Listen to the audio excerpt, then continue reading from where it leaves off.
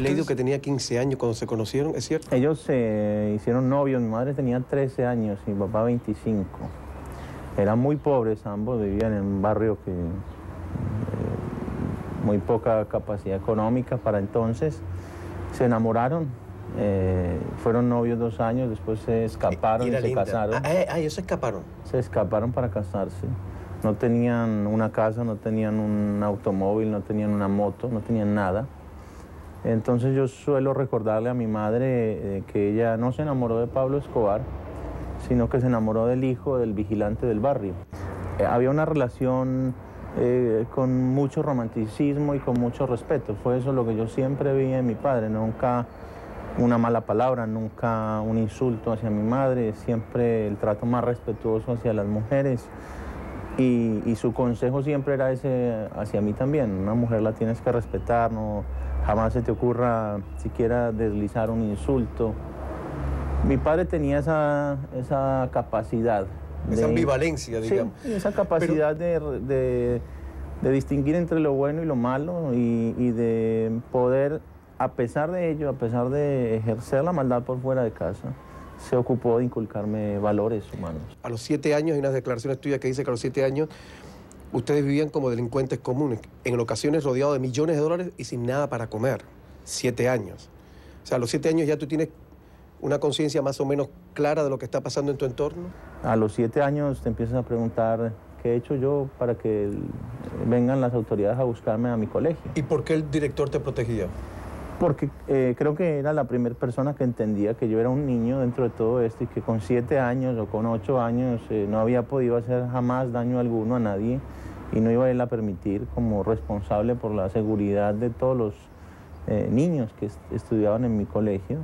Creo que lo hizo conmigo como lo pudo haber hecho con el hijo de cualquier otra persona, o de un médico, de un abogado. Creo que justamente el compromiso de todos como ciudadanos es de garantizar el derecho y el acceso a la educación de todas las personas. Mi padre, fíjate que fue un hombre que hizo 2 intentos por ingresar a la universidad. Incluso hasta se estaba cuestionando si era cierto o no por una de las camisetas que nosotros publicamos con el carnet universitario.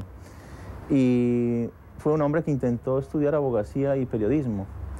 Nunca fue aceptado porque Colombia es restrictiva a la hora de ofrecer posibilidades en educación superior. Mi pregunta es, y no es para hacer futurología, pero sí quizá para entender cómo habría cambiado la historia de un país si a mi padre se le hubiese dado la oportunidad de educarse. Creo yo que habría encontrado alternativas muy diferentes a las de la violencia para subsistir y para satisfacer su propia ambición.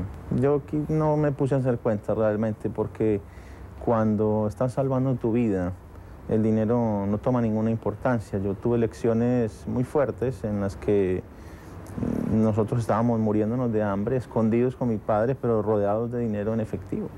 Así que el dinero pierde total importancia verdaderamente cuando la vida te lleva a esos extremos y te muestra que por más que lo tengas, por más dueño que seas de millones, si no dispones de la libertad ni de la integridad moral para disfrutarlos, esos millones no valen nada. A nosotros no nos pudieron comprar comida. Ni tu padre pudo pagar un taxi una vez que estaba en una situación de vida o muerte. Sí, me imagino. Y ese es mi aprendizaje, y eso es lo que... Por eso yo no soy narcotraficante, no es que yo le tenga ni miedo a la ley, porque al contrario, la prohibición pues favorece la rentabilidad del negocio.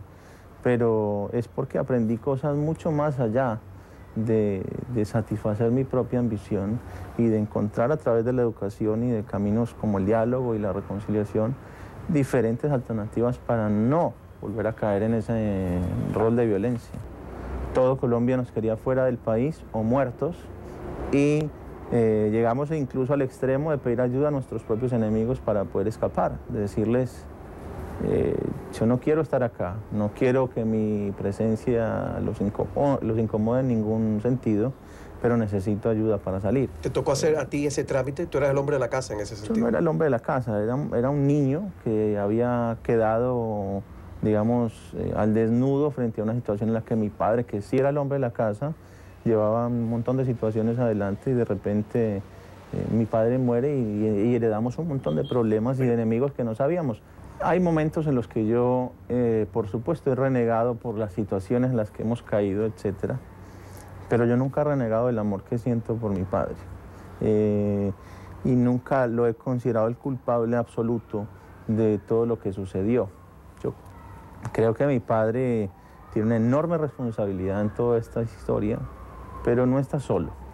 Y no creo tampoco que haya sido el más grande narcotraficante, simplemente el más publicitado, que es bastante diferente. Siempre se habla de la maldad que él hizo, pero no de la corrupción que generó.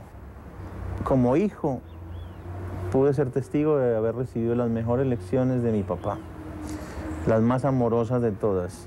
Y desde ese lugar también voy a educar a mi hijo.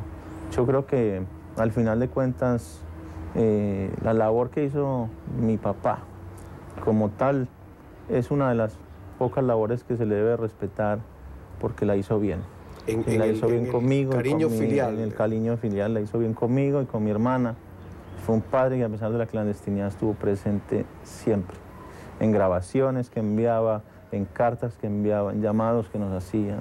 Nunca abandonó a la familia. Creo que siempre van a haber personas que no se han liberado del odio, no han perdonado, no han entendido ni reconocido que hay que reconocer al individuo, que mi padre fue un hombre que tomó decisiones que destruyeron a muchas personas y familias, pero que esas decisiones que él tomó no nos hacen cómplices a nosotros del daño que él causó.